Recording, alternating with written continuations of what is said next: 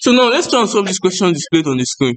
First thing before you solve a question is what? You need to read through the question first. Then you extract the parameters you are being given before you can start solving the question. Okay, first of all, let's read through the question. They said a pendulum bob of mass 0.05 kg is tied to a rope 3 meters long and swung in 2 revolutions in 4 seconds. Then we're being asked what? Calculate its angular velocity, linear velocity, radial acceleration, and what? Centripetal force. Okay, so first thing you need to do is what? Write out your parameters. After you're done with reading the question, write out your parameters. Then make sure they're in the right units or the units are related. Okay, so let's write out our parameters. We're given what? Mass is equal to what? 0.05 kg. We're given what? Radius or length is equal to what? 3 meters. Sorry, we're given time of what? 4 seconds and 2 resolution. In which that 2 resolution you need to convert to get what? Your theta. Okay, so now let's try and convert the 2 resolution to either degrees or to pi radian. So from what we all know, 1 resolution is equal to what? 360 or is equal to what? 2 pi radian. But for me, I'm using 360. So our 2 resolution will be equal to what? 360 times 2. That's what? 720. So my theta in this case is what? 720 after conversion.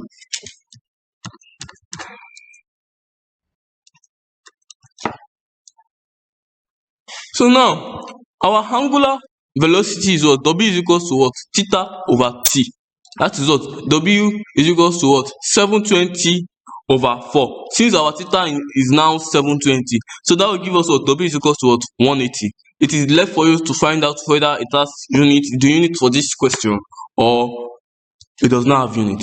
So let's move to the next question to reduce the complexity of this video. Okay. So our linear velocity is what? V is equal to what? WR. Where V is what? Linear velocity, our W is what? Angular velocity, and R is what? Radius.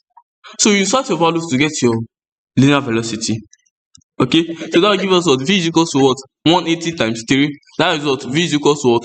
540 meters per second. Don't forget, the units must correlate. If the unit does not match each other, you won't get the appropriate answer, or your unit may make your answer look wrong, because that is not the right answer based on the unit you're using if you're using the wrong unit. But if you're using the right answer, the right unit, then you know that yes, this conversion is correct. Okay, let's move to the next question, which is radial acceleration. So our radial acceleration formula is, so our radial acceleration is what? AR is equal to what? V square over R, which is what? Our velocity, we already know our velocity to be what? 540, and our radius to be what? 3 meters, which is also known as the length. But in this case, it is appropriate for you to call it what? Radius. So now it will be what? AR is equal to what? 540 square over 3.